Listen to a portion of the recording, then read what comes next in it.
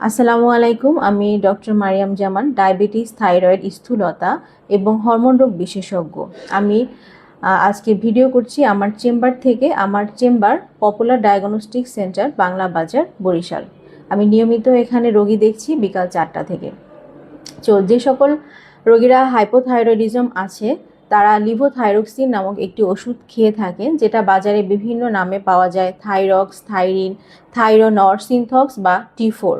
এটা খাওয়ার নিয়ম হচ্ছে সকালে খালি পেটে। কেন খালি পেটে? কারণ আপনি যখন খাবার গ্রহণ করবেন তখন খাবারের আয়রন, ক্যালসিয়াম এবং ফাইবারগুলো এই ওষুধের অ্যাবজর্পশনটাকে কমিয়ে দেবে এবং একই সাথে আপনি গ্যাসের ঔষধ, ক্যালসিয়াম এবং আয়রন জাতীয় ওষুধটা 3 থেকে 4 ঘন্টা পরে গ্রহণ করবেন। কারণ আপনি যদি খালি পেটে গ্যাসের ওষুধের সাথে খান, সেক্ষেত্রে ওষুধের কার্যকারিতা কমে যাবে। আপনি সঠিক ডোজে খাওয়ার পরেও আপনার থাইরয়েড হরমোন নিয়ন্ত্রণে আসবে না।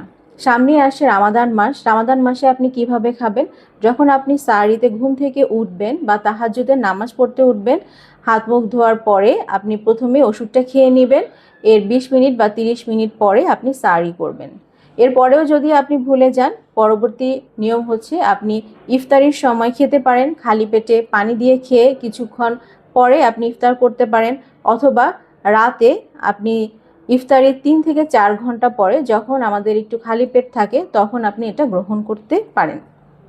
এটা হচ্ছে হাইপোথাইরয়েডিজম রোগীরা যারা লিভোথাইরক্সিন জাতীয় ওষুধ গ্রহণ করেন তাদের জন্য নিয়ম। এরপর যারা হাইপারথাইরয়েডিজমের পেশেন্ট আছেন, যারা হচ্ছে কার্বিমাজোল বা মেথিমাজোল এই ধরনের ওষুধ গ্রহণ করেন, তারা কি করবেন? তাদের ক্ষেত্রে খাবার আগে পরে এরকম কোনো নিয়ম নেই, কারণ হাইপারথাইরয়েডিজমের যে ওষুধটি, এটা খাবারের অ্যাবজর্পশনের সাথে কোনো সম্পর্ক নেই।